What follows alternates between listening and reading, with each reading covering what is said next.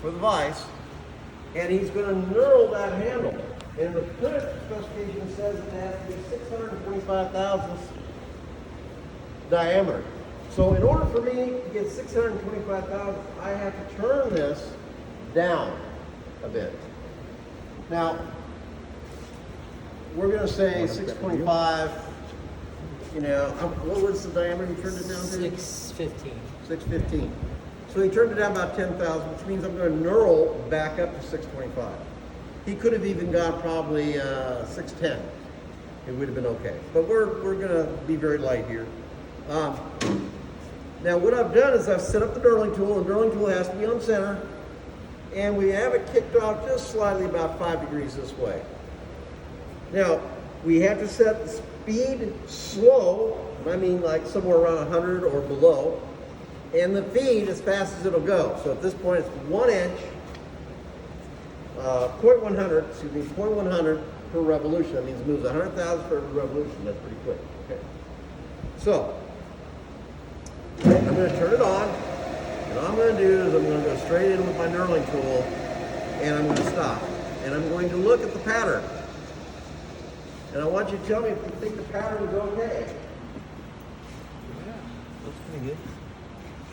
Knurl. Pretty good. That's pretty So gnarly. what you want is you want the knurl when it finishes, the absolute knurl, it's going to look like the pyramid. Anybody know what the pyramids are? Mm-hmm. Okay, so it's a four-sided object, right? With a point at the top, right? So there's four sides and a point at the top. That's what a perfect knurl will look like. Now, there's some pros and cons. If it's too pointy, when you grab it with your hand, it hurts. That's not really a desirable thing to have. You just want a grip. So we have to temper that with the sides. So I'm just going to go in a little bit, and I'm going to increase my feed, and now I got my feed in there. And as I go, I'm just going to put a little bit of oil on there. And I'm not, once you're engaged, I do not want to disengage the feed. Because if I disengage the feed, then I lose the track in the timing of the knurl. That's a bad thing. You say, well, that's great, Mr. Knott, but what happens when we get to the end? When we get to the end, we're going to shut it off just like this, not disengage, and I can start it right back on, still engaged. I'm going to shut it off, and I'm going to switch this to go the other way. And it'll just start going the other way, it's still engaged. So as we can see, we got a pretty good knurl. So you'll reverse the spindle rotation as well? Nope. No, just reversing Right.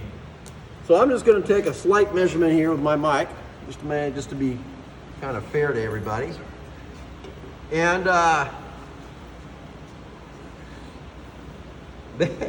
yeah, you're already at 625 here. Yeah, it's you're already at variation you're between 624, 625. So you're thicker over here than you are over here. Yeah. I don't Okay, know that's why all right. That happened, but there was like a 5 thousandths difference between end to end. Good that you brought that up. So the reason that sometimes there's a taper from here to here, you'll see a slight taper, is because somebody has messed around with this tailstock. The tailstock is a two-piece tailstock, and it can be adjusted this way and this way. So when that happens, if I move my tailstock this way, and my center's over here, my part over here is going to be closer. I'm going to be producing a taper. It's what they call the taper offset method. In this particular course, in every course, we don't do that here. It's a pain in the butt. I got to get, and I got to play with it, and then I got to get a bar out, I got to move this over, it never comes out. So at some point, somebody did that operation on this lathe, and then it's just never Been the same ever since. It wasn't my fault. It was my fault. We just keep on going. I had the same thing. Okay, so I'm going to go all the way to over here, or as close to there as I can, because on the print it says that the knurl needs to be about between 3 and 3.5 inches. So I give you guys like about 7.5 to 8 inches of material. I want you to go ahead and knurl as much as you can, because everything is going to be smaller than that knurl. And if you knurl at the 625, well then we can hold it with a 625 diameter collet. And everything's perfect. And as you can see, we are going. So I took it down to like I said, it read a little off, but basic point 615 or 615. Now because this is a forming tool, not a cutting tool, it's pushing that material, so it's really raising it back. Exactly. Back out. It's going to raise the material up. It's like digging a ditch. When you dig a ditch, you dig from the ground and dig a hole, but that dirt's got to go somewhere else. So pretend it goes right next to the hole. Well, now the height of that dirt pile is higher than the original ground level. And the hole that you're digging is lower than the initial ground level, right? That's what this is like. So you got low and high, you got the middle, right? What you're trying to do is raise the high to the dimension you want. And again, you can see, it's going to look pretty nice when we get done. And just put a little bit of oil, just a little bit. Don't put your thing in here because it'll eat the brush up. And that won't be good. I think Joe said the RPM. How do you calculate the RPM for that? Okay, so there's a formula, and there's a formula for everything. But in normal machining, for what we do around here, the book, I believe, calls out a slow RPM. Then they make a range of like 50 to 100 RPM. So it's a set. It's set. You don't want to go too fast because you're forming. Right. Now, obviously, the softer material, the faster you can go. I find that 50 to 100 RPM is pretty good for me. Would it be okay to keep it that low for soft material as well? No problem. Better there on the side of copper, right? If you go too fast, you're going to ruin your knurls. Okay. We're getting towards. Now, something you probably don't see here that he did.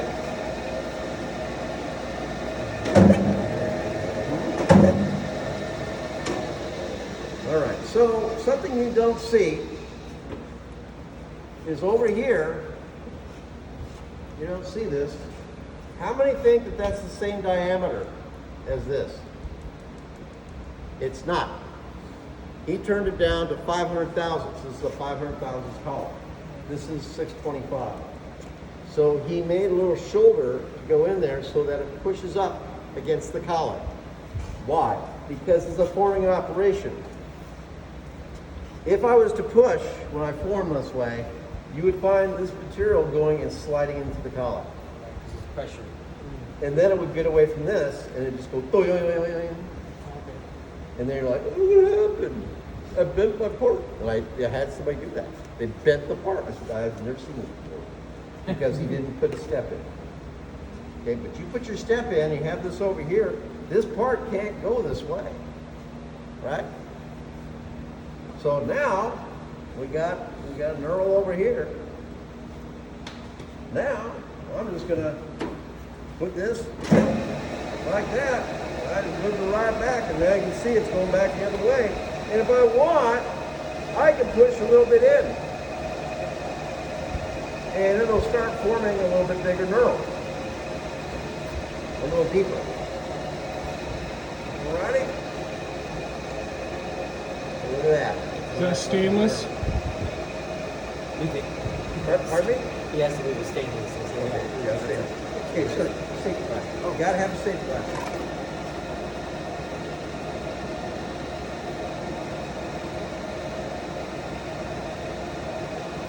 Okay, so questions? Going back the second pass, is that going to raise it even Yeah, higher? So even a little higher. We'll see how much higher. But because you were low over here, that might be good. Yeah. we'll see. You might be a little too high over here. Now, the nice thing about knurling is that if you go too high, let's say I go to 635, you go, oh, George, 635. Guess what you can do? You take the cutting tool bit and cut it down to 625. like that. It kind of looks nice too. But, you know, now, the other thing is you'll notice there's flakes. So when you deform metal, there's flakes that occur. So how do you take the flakes out? With a brush. Okay? That's what the wire brush is for. Don't put a rag on there. Don't do that. The rag will just tear this up. Right? With a brush. Okay? Take the flakes off. All right, here we go. We're getting close. Okay. So I'm just going to stop it over here, and I'm going to measure over here.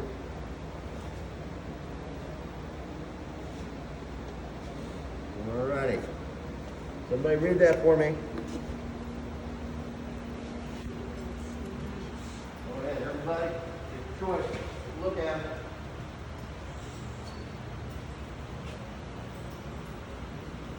What is the diameter?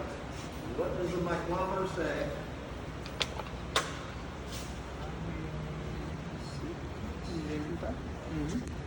That's what I saw. You, 65. 0.625. 625,000. On money. So that diameter is perfect. Now, at the other end, it may get a little bit bigger over here. I don't know. It might be a little bit over. Looks like it's starting to get about 625 and a half. Still, you'll still be all right. Yeah. Okay. Okay. So, that's the nice thing about knurling. Makes things look nice. 3 reasons to knurl. Okay. 1, for grip. 2, aesthetics. Makes it look nice. 3. Anybody for 3? Fun to do? No. You increase the size of the diameter. You increase the size. That might be very practical for certain things. Like, you mess up, and you say, well, how am I going to increase the size of my diameter now? Well, if you knurl the part, and you're allowed to knurl, you just increase the size. You don't need to scrap the piece part. Right? It still fits in the hole. Now, why would you increase the size of the diameter? Well, let's say, and we're coming up here over here. Does everybody know what a press fit is?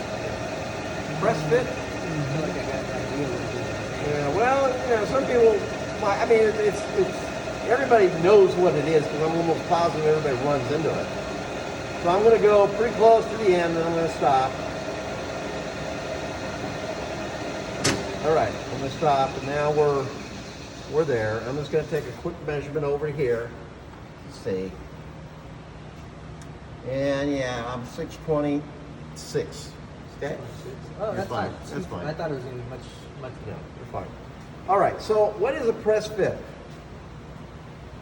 Well, let's pretend there's a hole, and I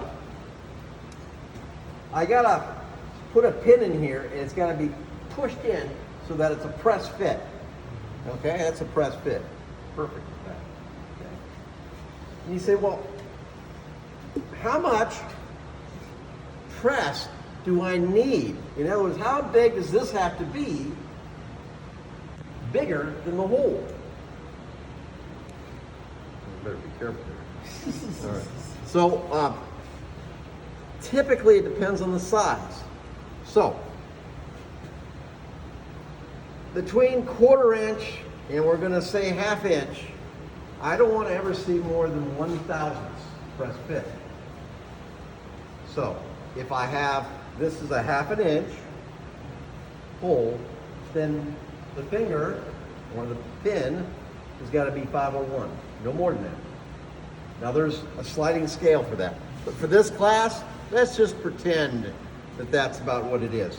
The exact press fit can be found in the machinery handbook, okay? Because that's the exact. Now, let's say this was 625, and that's the only material you had. You had a 625 hole, and you say, well, that's all I got. So somewhere I better find a 626 pin, huh? And you say, well, I haven't got a 626 pin, and I don't got enough money to go buy one. You can knurl it up 1/1000ths. And now it fits in there. Okay. So for knurling, for increasing the size, to make the press fit. Okay. That's one way of doing it. Alrighty. Questions? And again, when you get done, you just use your wire brush over here. And you can clean that up. Looking pretty good here, big guy. Now, this is not a complete knurl. This is not a complete knurl over here. But if he wanted to, he could probably turn this down. You could probably turn it down to 605 and knurl it back up to 625 again. That's the beauty. Right? Now, the other thing is, let's say that I had a bad pattern when I initially did this. Right? You say, oh man, this is wrong. Well, you make an adjustment either in height or an angle, and I can start over here on this side, a little ways down, and I can continue. If I have a good pattern, I'll go over here, and I'll come back, and I'll go over the bad pattern, and the bad pattern, because I didn't take any material off, it just reforms. Okay, think about cookie dough, right? You make a bad pattern in the cookie dough, you say, that's okay.